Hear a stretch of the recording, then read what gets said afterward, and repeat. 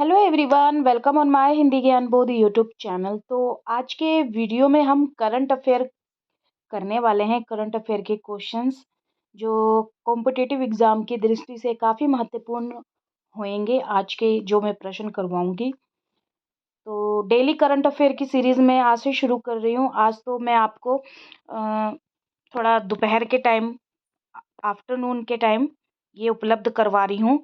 कल से मेरी कोशिश रहेगी कि आपको 8 बजे मॉर्निंग में ये वीडियो क्लास मिल जाए। तो यहाँ पे जितने भी आरपीएससी और यहाँ पे यूपी एचईएससी के एग्ज़ाम जो हैं, बाकी जो अदर एग्ज़ाम हैं जिसमें कॉम्पिटिटिव एग्ज़ाम के क्वेश्चन पूछे जाते हैं, जीके के क्वेश्चन पूछे जाते हैं, तो वो सारे मैंने यहाँ पे करवाने हैं। तो पहला प्रश्न आपके सामने है, भारत का पहला हाइड्रोजन ईंधन उद्योग निम्नलिखित में से किस स्थान पर स्थापित किए जाने की योजना है? तो यहाँ पे ऑप्शन लगाए हैं जिसमें सही उत्तर हो जाएगा जमशेदपुर, झारखंड। जमशेदपुर झारखंड में ये पहला हाइड्रोजन ईंधन उद्योग स्थापित किया जाएगा।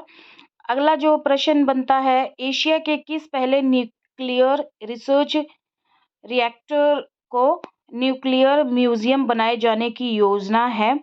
तो एशिया के किस पहले न्यूक्लियर रिसर्च रिएक्टर को, तो कहाँ पे, तो अप्सरा भारत को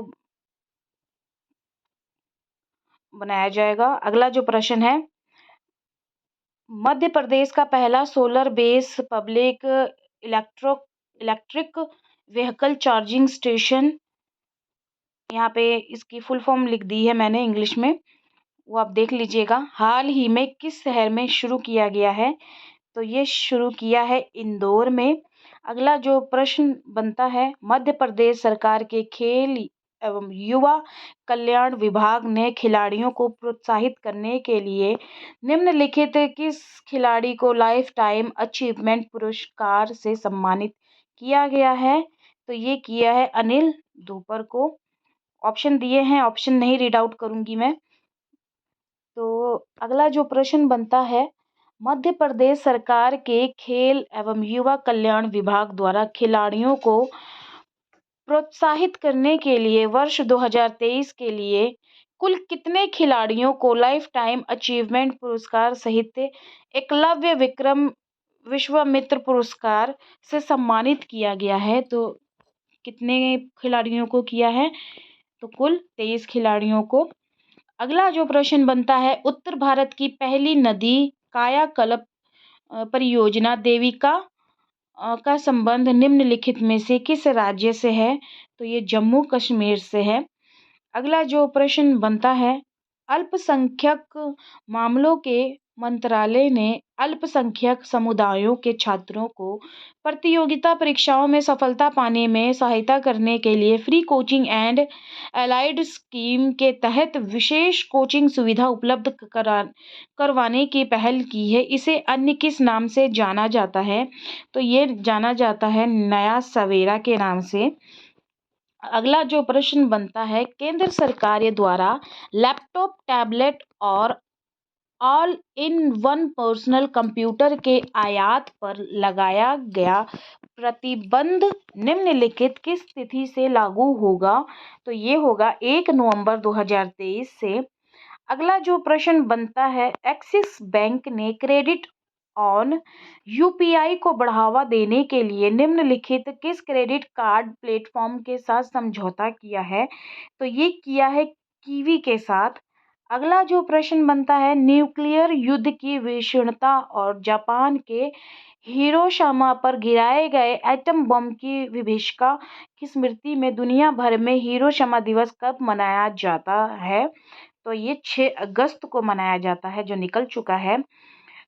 द्वितीय विश्व युद्ध के दौरान 6 अगस्त 1945 में अमेरिका ने लिटिल बॉय नामक कोड से एक आइटम बम जापान के हिरोशिमा पर गिराया था, जिसमें करीब 1,40,000 लोग मारे गए थे। तो ये ध्यान देने वाली बात है। अगला जो प्रश्न बनता है, छत्तीसगढ़ सरकार ने हाल ही में निम्नलिखित किस पद को राजपत्रित पद घोषित किया है? तो ये किया है नायब तहसीलदार को। अगला जो प्रश्न बनता है वो है G20 देशों की 2 महीने तक चलने वाली कला प्रदर्शनी का आयोजन भारत के किस शहर में किया जा रहा है? तो ये पटना में किया जा रहा है। जैवलिन थ्रो यानी भाला फेंक खेल के प्रति जागरूकता बढ़ाने के उद्देश्य से जैवलिन थ्रो दिवस निम्नलिखित किस तिथि को मनाया जाता है? तो ये 7 अगस्त को मनाया जाता है, जो कि निकल चुका है। अगला जो प्रश्न है, हाल ही में जारी फॉर्च्यून ग्लोबल 500 सूची में कौन शीर्ष पर रहा है? तो ये रहा है वॉलमार्ट।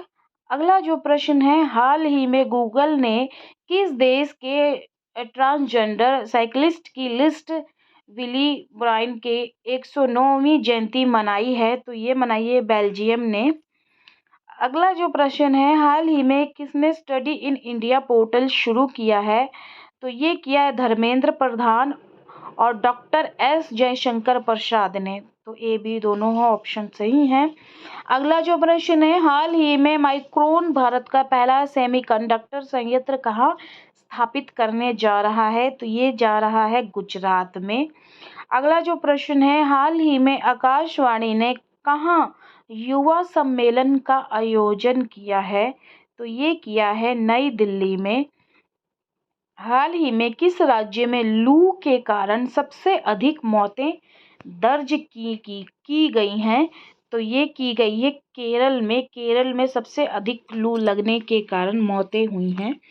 अगला जो प्रश्न बनता है, हाल ही में वित्त मंत्री निर्मला सीतारमण ने कहाँ प्रतिष्ठित स्थित संग्रहालय की आधारशिला रखी है? तो ये तमिलनाडु में रखी है।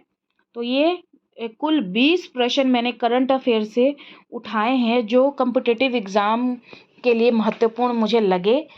आगे मैं इसी तरह की डेली करंट अफेयर की सीरीज़ शुरू कर रही हूँ आज के बाद से। तो वीडियो को लाइक कर दीजिएगा, ज़्यादा से ज़्यादा इसको शेयर करिएगा। इसी तरह करंट अफेयर की सीरीज़ पाने के लिए कैसी लगी आज के ये प्रश्न मुझे कमेंट सेक्शन में कमेंट करके ज़रूर बताइएगा। तो फिर मिलते हैं एक नए वीडियो में एक नए टॉपिक के साथ। धन्यवाद।